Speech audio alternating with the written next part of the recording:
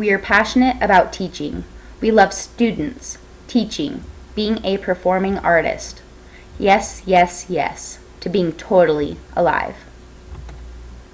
To begin, I would like to talk about a teacher that influenced me to become an educator myself. This teacher motivated us in a way that made us hungry to learn more. And she took time to get to know us all individually.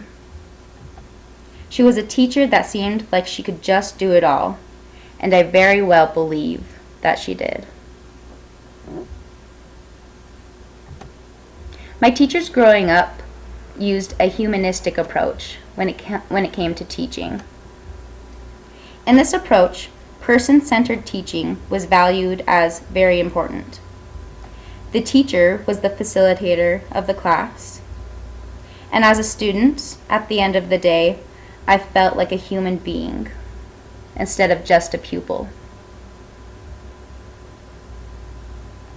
In addition to the humanistic approach, my teachers also used the constructivism approach. In this philosophy, teachers used various hands-on and project-based activities. We normally worked in groups for these activities, and through process-based learning, we were able to come up with a procedure and results to the problems that we were given. There were many memorable projects for me growing up. One of the first projects that stuck out to me was a project about castles. We had to construct and make our own castles using geometric patterns. Another project I enjoyed was a project about catapults, where we had to design and make our own catapults in middle school. And lastly, I always enjoyed field trips because I could learn the content I was learning in class through hands-on experience.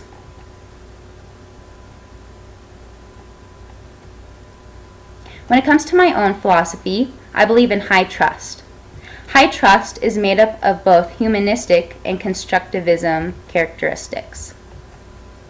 In high trust, students are internally motivated, students are responsible for their own behaviors, teachers teach to the total person, and teachers teach knowledge off of what students already know.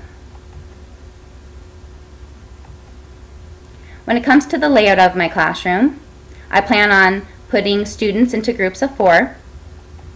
I plan on having a reading table in the back to help students with reading skills or concepts. And each student will be set in a group of 3 so that it makes activities and class discussions easier.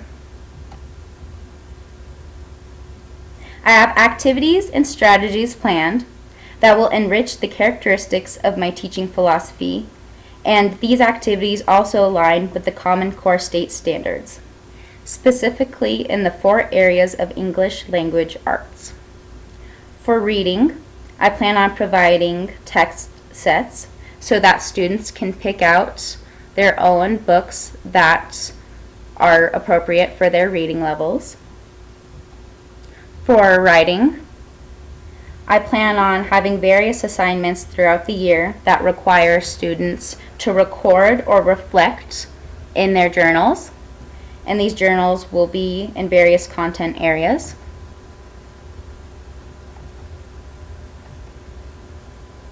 For language, I will provide games and activities that will help students with their vocabulary, grammar, or other language skills.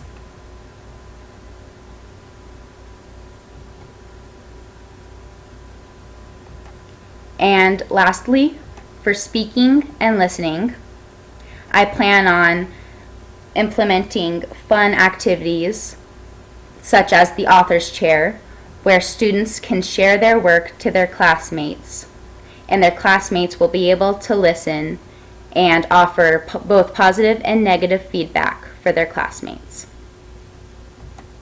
These are my references, and thank you for listening to my presentation.